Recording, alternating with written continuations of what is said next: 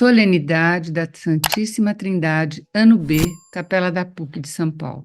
Batizai-os em nome do Pai e do Filho e do Espírito Santo. Evangelho segundo Mateus. Terminado o tempo pascal, com a solenidade de Pentecostes, a liturgia celebra a Santíssima Trindade. Por confessar a fé na Trindade Santa, os cristãos têm um modo absolutamente original de compreender Deus. Seguindo a primeira leitura, aprendemos com o povo judeu que Deus é um só, aquele que os livrou da escravidão no Egito. Moisés insiste na novidade de que nunca se ouviu dizer que um povo ouviu a voz de Deus ou que Deus escolheu uma nação e se comunicou com este povo.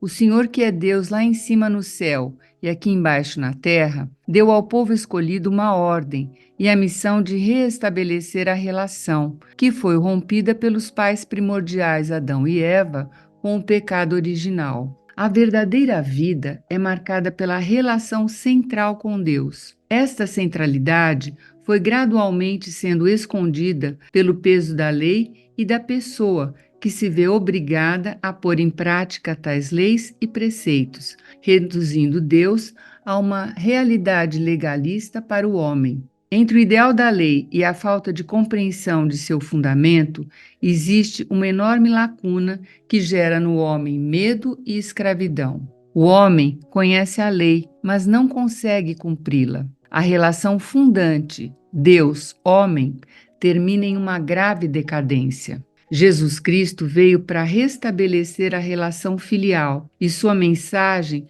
choca tragicamente a humanidade escrava da lei, que resiste a Jesus até a sua condenação. Na segunda leitura, Paulo relembra os seguidores de Jesus que não recebemos um espírito que nos torna escravos, o espírito nos torna filhos. E este espírito em Cristo muda radicalmente a relação entre o homem e Deus. Pela graça do Espírito Santo, recebemos a filiação divina. Eis o que diz o apóstolo: o próprio Espírito se une ao nosso espírito para atestar que somos filhos de Deus e, se somos filhos, somos também herdeiros, herdeiros de Deus e co-herdeiros de Cristo.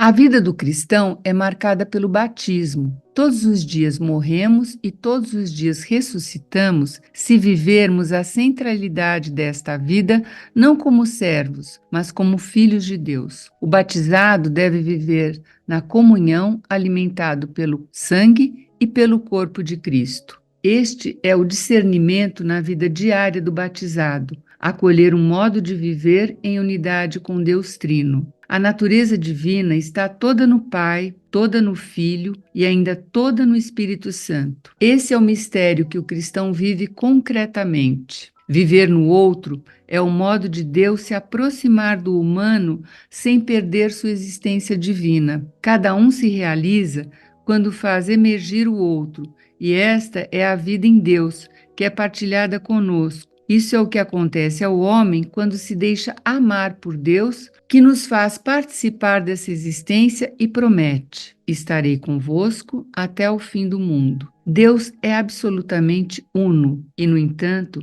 as três pessoas divinas são absolutamente diversas. Deus habita em nós sem apagar a nossa humanidade, mesmo sem sermos moralmente perfeitos. Deus habita o homem com a vida como inclusão do outro, como comunhão de pessoas. Isso permite um novo modo de ver, um novo modo de considerar-se um ao outro, um novo modo de olhar a nossa história. Peçamos a Maria Santíssima que interceda por nós para nos abrirmos à comunhão com Deus Trino e verdadeiro.